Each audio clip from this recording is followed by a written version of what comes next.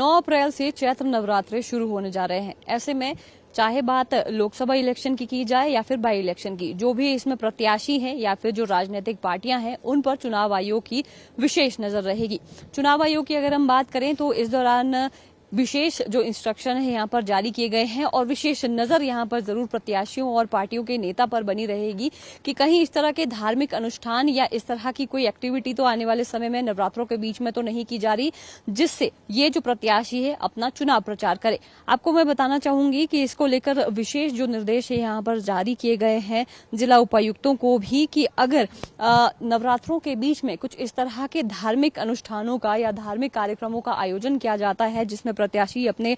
चुनाव को लेकर प्रचार करते हैं या इस तरह का कोई जो फंड है उनकी ओर से दिया जाता है, तो उस पर यहाँ पर हम कह सकते हैं कि विशेष तौर पर नजर रहेगी और उसकी अनुमति यहाँ पर नहीं दी जाएगी। और अगर इस दौरान जो चुनाव के दौरान में जो यहाँ पर ऐसे इवेंट भी आयोजित किए जाते हैं और भाषणबाजियां भी यहाँ पर अगर इस तरह की जाती है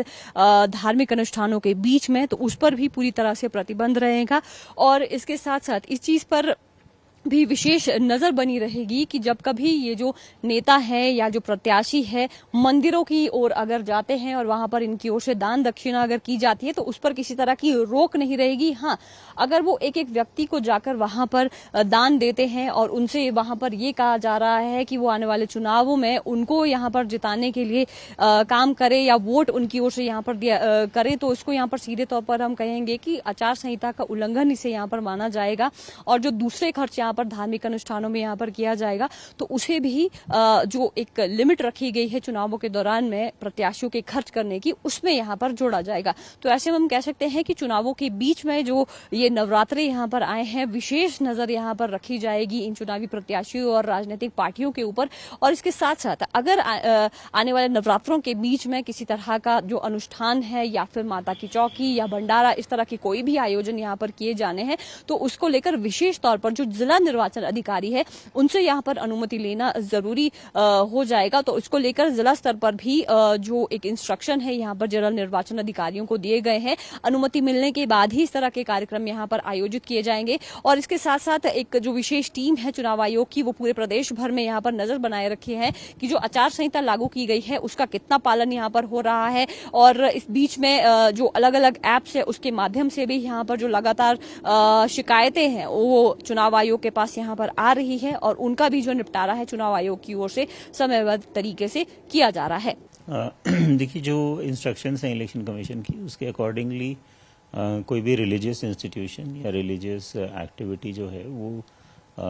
यूज़ नहीं की जा सकती फॉर एनी पॉलिटिकल पर्पस या पॉलिटिकल एक्टिविटी या पॉलिटिकल मैसेजिंग। तो ये स्टैंडिंग इंस्ट्रक्शंस हैं कमीशन की जो ऑलरेडी सभी डीसीज को भेजी गई हुई हैं। जी, जो अगर कोई भी व्यक्ति अगर कोई आयोजन इस तरह का करवाना चाहते हैं जिसमें कि लाउड स्पीकर्स या लोगों का मोबिलाइजेशन होता है, तो ऑफ कोर्स वो परमिशन तो लेनी पड़ती है डिस्ट्रिक्ट एडमिनिस्ट्रेशन से। उसके बाद सर